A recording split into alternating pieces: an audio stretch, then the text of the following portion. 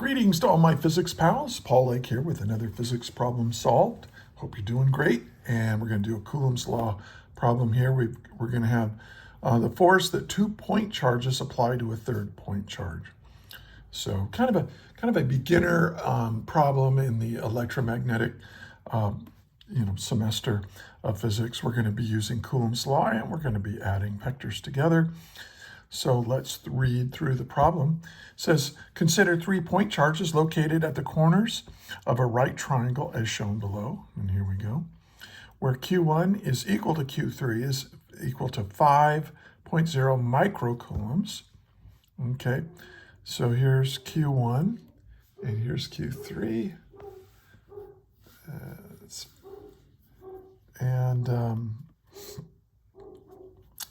And they're both 5 microcoulombs. Then we have a negative charge here at Q2 of negative 2 microcoulombs. And these are 10 centimeters apart, 0.1 meters from here to here. So this is obviously the square root of 2 times A. That's the hypotenuse distance here. And so we want to find the resultant force exerted on Q3. So we want to know, what is the force on this charge, Q3, due to these guys right here? And they've kind of, in the diagram where I got this problem, they kind of included these forces on here. So now I suggest you pause the video right now and try to solve this yourself. Unpause, check your work with mine. And I do teach a lot, so don't skip around too much. I talk kind of slow, so you might want to put it on 1.25 speed. All right, let's see what's given. We know that Q1 equals Q3 equals 5.0 microcoulombs. Micro, that's times 10 to the negative 6. Okay, and then we also know that Q2 is a negative charge, negative 2 microcoulombs. And we know that A, excuse me, the distance A between here and here is 0.10 meters. So we've got 2 significant figures for everything. All right. So what do we want to find? We want to find the force on charge 3. This is charge 3 right here. And I'll just call that F, the electric force on charge number 3. Excuse me. Let's solve this. All right. Well, here's the thing. Q1 and Q3 have the same charge. And so they're going to push each other away. They're both positive charges. They're going to repel. So just as they drew here, this F of charge 1 on 3 looks like this. And then the charge of F2 on 3, since this is negative and this is positive, they're going to attract each other. So this force is going to be like that, just as they drew in that picture. And so the resultant force on this, to these two, the force on 3 is just going to be equal to the force of 1 on 3. And that's what this means. 1 on 3 plus the force, the electric force applied of 2 on 3. So these are 3, 3, 3. This is all about object 3, but this is the electric force of 1 on 3 and 2 on 3. Okay. But we want to add these as vectors. And so what we need to know is, we're going to write these two forces in terms of I hat and J hat. Okay. So first, let's figure out what F1 on 3 is. The force, at least the magnitude of it, is equal to K times Q1 times Q3 over, and here's how I write this distance, when I use Coulomb's law. And here's my equation list that I use for Coulomb's law problems that I made up. And if you check in the description, there's a lecture where you can find where I developed all this stuff. And here's the main equation that you use, and here's the electric constant. Here's the elementary charge. Here's all the quantities, the variables, and the units and values. Okay, so keeping an equation list and quantity chart like this is really a useful thing to do. So I highly recommend you do that. And then this is the R of 1/3 squared. Okay, so we can plug in our value. We know everything here, right? So this is K, which is 8.99 times 10 to the 9 Newton meters squared per Coulomb squared. That's the electric constant. And then 1, Q1, what does it say? Oh, it's 5 microcoulombs.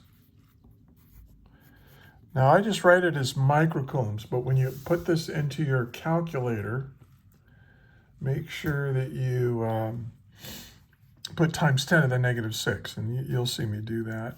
And then this is just, these are identical. You can put 5 microcoulombs squared if you want to. Now this distance, right, it's a squared plus a squared, that's 2a squared. Take the square root, you get the square root of 2 times a. So I'm going to say that this is the square root of 2 times a, which is 0.10 meters. And then we're going to square this whole thing right here. Okay, so this is F1/3. This is the magnitude that charge 1 applies to charge 3. So here's my calculator. And let's clear that. So this is 8.99. You could put 9 times 10 to the 9 here. That's fine. Times 10 to the 9 times, now watch, 5 times, or E, the EE button, right? Second function EE on this kind of calculator. -6.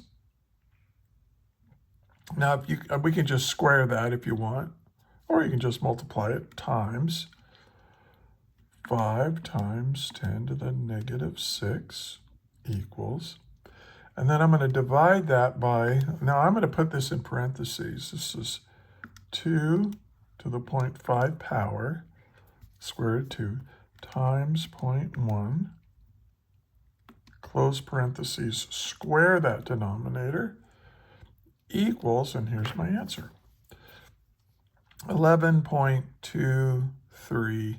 We'll just call this, 11.2 right now, newtons. And then, now, I want this to be in rectangular coordinates. And if I look at this drawing up here, okay, it's got a component here and it's got a component here. But I think you could see that, obviously this, if this is A and this is A, then this is a 45-degree angle. This is a 45-degree angle. Everything's 45-degree angles here. So what I'm going to do is, this is the magnitude of this. So if I multiply this by the cosine of 45 degrees, that'll give me the x component, which I denote with an I hat unit vector. Remember that I hat unit vector just means in the x direction. So this much force in the x direction plus this much force. And of course, cosine 45 and sine 45 will have the same value, but in the j hat direction. Okay, so let's, so actually, obviously this is the vector now. So 1, 3, let's do this. 11.2 times the cosine of 45, or you can go root 2 over 2 if you want. That's the exact value. And you get 7.91. 7.9. So I'll just call this 7.9 newtons in the I hat direction plus 7.9 newtons in the j hat direction. So this is the force that this charge applies to Q3, pushing it up and to the right, like that. Now we have to figure out what the force of 2 on 3 is. Well, it's going to be K, Q1, Q2, Q3 over R23 squared in the R hat direction. But now, and you know, I should have put in the R hat direction here, but the R hat direction just means away from. And then we figured out by looking at the geometry of the drawing that this is 45, and now we can put it in IJ form. Now, this is 8.99 times 10 to the 9 Newton meters squared per Coulomb squared. Now, Q3 is 2.0.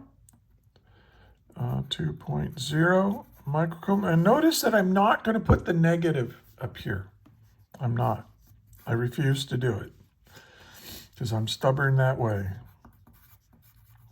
Now, why? But why don't I? I mean, it is a negative charge. Well, all the fact that this is a negative charge, all that's going to tell you is that this is an attractive force, and that therefore the force of 2 on 3 is to the left. Okay, now how do I say that? Oh, and we know what its distance is, right? It's just A, so that's 0.10 meters squared. But what direction is this? Well, instead of the R hat, I'm just going to say, hey, it's in the negative I hat direction. And here's where that negative, you can kind of think of that negative as going over here. But really what it means is that since this is a negative charge and this is a positive charge, we know it's an attractive force, and that tells me what the direction is. And that direction, I just go, oh, that direction is in the negative I hat direction. That's really where that negative comes from, is from my observation of the direction of this force, because this is a negative charge and this is positive. So it's pulling it to Q3 is getting pulled to the left by Q2. To the left. Negative I hat means to the left. All right. So let's figure out what this is. Let's see, 8.99 times 10 to the 9 times, now 2 times 10 to the negative 6. Don't forget that. 2 EE negative 6 times 5 times 10 to the negative 6. Okay, that's how my calculator does it. Equals.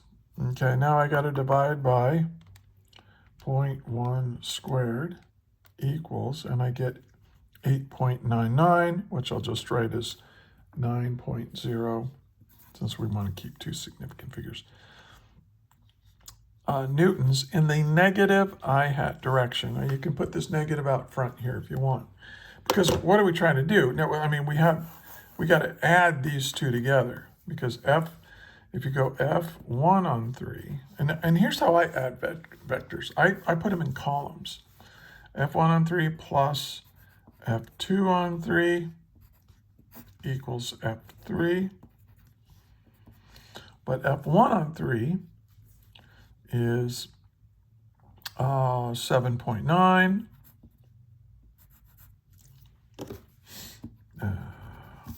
7.9 newtons in the I hat direction, plus 7.9 newtons in the J hat direction.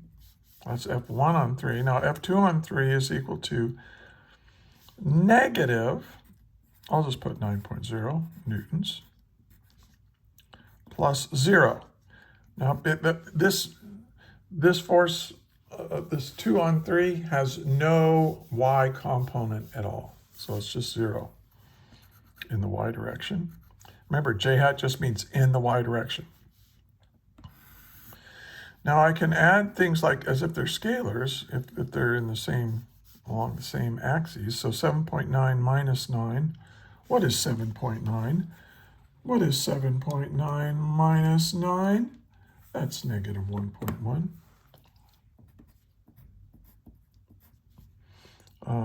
Newtons in the I hat direction. And then this is just going to be plus 7.9 newtons in the J hat direction, and there's my answer. They didn't ask for the magnitude and direction, so you could just leave it in this form. You can just leave it in that rectangular form. And let me check, make sure I did. Got everything covered. I sure did. Okay. So one of the key things to remember here is that the negative charge that's in here, you don't really worry about that negative when you're using Coulomb's law. You use this, the fact that this is a negative and this is a positive, to indicate to you that this is an attractive force. And then you look at your picture to decide, okay, is an attractive force? Is that going to be to the left? Is it going to be to the right, up, down? What, however you want to orient it on the XY plane, that's up to you, or up to the problem that you have. But that's what it means. So you don't want to say, you don't want to make this, put the negative in here and then include the negative down here. And then you got a negative times the negative, and now you're messing with the sign, the direction of the actual force, accidentally. So be careful with that. Be careful. Hey, if you want a lecture on Coulomb's law, check in the description. I've got a lot more resources there for you, and a lot more practice problems like this. Also, if you're looking for a physics tutor, I am a tutor. Check the description for a way to get a hold of me, and my rates are reasonable. Man, I'm pretty good at this. Yeah, I'm pretty good at teaching. I was a high school physics teacher for 30 years, so now I'm doing this because it's fun. All right. Well, if you did watch all the way through, I want to thank you so much for watching. I also want to thank you so much for studying physics, because our civilization will crumble if good, hardworking, smart people like you don't study physics. We need people that know how the universe works, so that we can create technology and maintain our infrastructure and all that sort of thing. So good for you. And until the next video, may the net force be with you always. That is all.